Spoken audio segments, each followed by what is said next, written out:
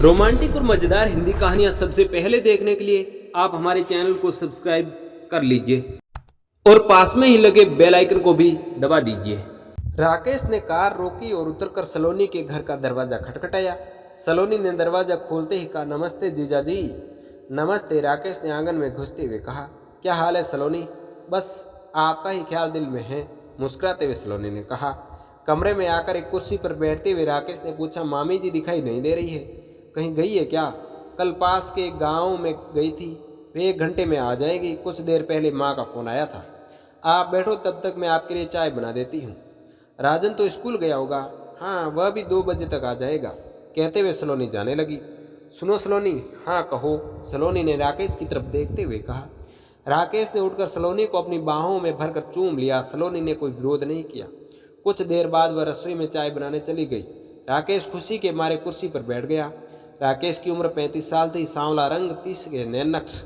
वह यमुना नगर में अपने परिवार के साथ रहता था। उसके परिवार में पत्नी बबीता, 2 बेटे, 8 साल राजू और 5 साल दीपू। राकेश प्रॉपर्टी डीलर था। सलोनी बबीता के दूर के रिश्ते के मामा की बेटी थी। वह जगतपुरा गांव में रहती थी। उसके पिताजी की 2 साल पहले खेत में सांप के काटने से मौत हो गई थी। परिवार में माँ और छोटा भाई राजन थे। राजन 10वीं जमात में पढ़ रहा था। गांव में उनकी जमीन थी, फसल से ठीक ठाक गुजारा हो रहा था। सलोनी को पता भी न चला कि कब राकेश उसके प्रति खिंच गया था। एक दिन तो राकेश ने उससे कह दिया था, सलोनी तुम बहुत खूबसूरत हो, तुम्हारी आंखें देखकर मुझे नशा हो जाता है, दिल करता है कि हर समय तुम्हें अपने पास रखूं। अपने साथ रखोगे तो बबीता दीदी को कब टाइम दोगे? उसे तो कई साल से टाइम दे रहा हूँ। तुम मेरी जिंदगी में देर से आई हो, अगर पहले आती तो अपना बना लेता। बहुत अच्छे सपने देखते हो आप, मैं इस सपने को सच करना चाहता हूँ। कैसे, यही तो समझ में नहीं आ रहा है। अभी इसके बाद सलोनी भी राकेश की ओर खींचती चली गई। वह देखती थी कि राकेश की बहुत बड़ी कोठियाँ हैं, 2 कारें हैं, धन दौलत की कमी नहीं। बबीता तो सीधी सादी है, वह घर में ही रहना ज़्यादा पसंद करती है। अगर वह बबीता की जगह पर होती तो राकेश के साथ खूब घूमती फिरती और ऐश करती। राकेश जब चंडीगढ़ जाता तो सलोनी के साथ कभी कभी राजन को भी साथ ले जाता। जब राजन साथ होता तो वे केवल घूमते फिरते हुए खरीदारी करते। जब कभी राकेश अकेले सलोनी को लेकर चंडीगढ़ जाता तो वे दोनों किसी छोटे होटल में कुछ घंटों के लिए रुकते थे। वहाँ राकेश उससे जिस्मानी रिश्ते बनाता था। इसके बाद सलोनी को कुछ खरीदारी कराता और शाम तक वे लौट आते। बबीता व राकेश के बीच कई बार सलोनी को लेकर बहस हुई, झगड़ा हुआ, पर नतीजा कुछ नहीं निकला। राकेश व सलोनी उसी तरह मिलते रहे। एक दिन बबीता ने सलोनी को फ़ोन कर दिया था।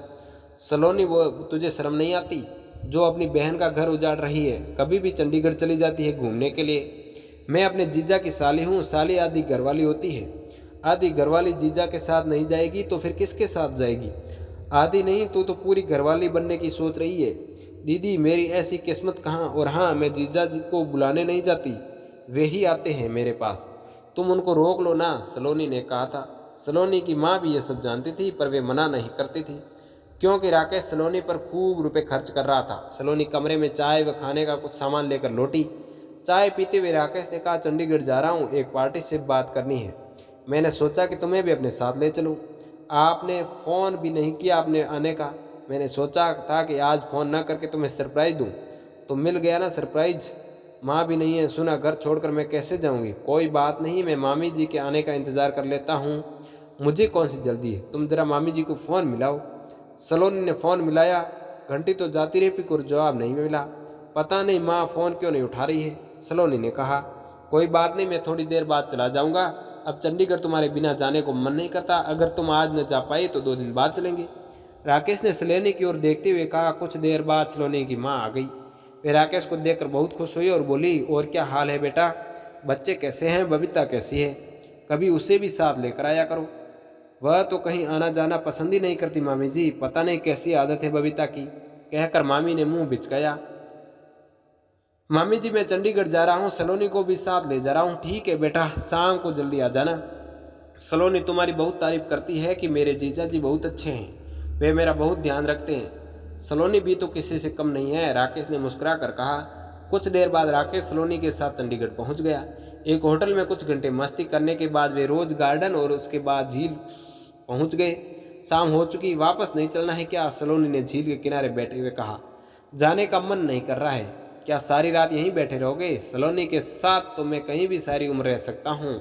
बबीता दीदी से यह सब बात कहकर देखना, उसका नाम लेकर क्यों मजाक खराब करती हो। सोचता हूँ कि मैं हमेशा के लिए उसे रास्ते से हटवा दूँ। दूसरा रास्ता है कि उससे तलाक ले लूँ, उसके बाद हम दोनों खूब मज़े की ज़िंदगी जिएंगे। राकेश ने सलोनी का हाथ अपने हाथों में पकड़कर कहा, पहला रास्ता तो बहुत खतरनाक है, पुलिस को पता चल गया और हम मज़े करने के बजाय जेल में चक्की पीसेंगे। बबीता से तलाक लेकर पीछा छुड़ा लो, वैसे भी वह तुम्हारे जैसे इंसान के गले में मरा हुआ सांप है, सलोनी ने कहा। अब सलोनी मन ही मन खुश हो रही थी कि बबीता से तलाक हो जाने पर राकेश उसे अपनी पत्नी बना लेगा। वह कोठी, कार और जायदाद की मालकिन बनकर खूब ऐश करेगी। एक रेस्टोरेंट से खाना खाकर जब राकेश व सलोनी कार से चले तो रात के 8 बज रहे थे।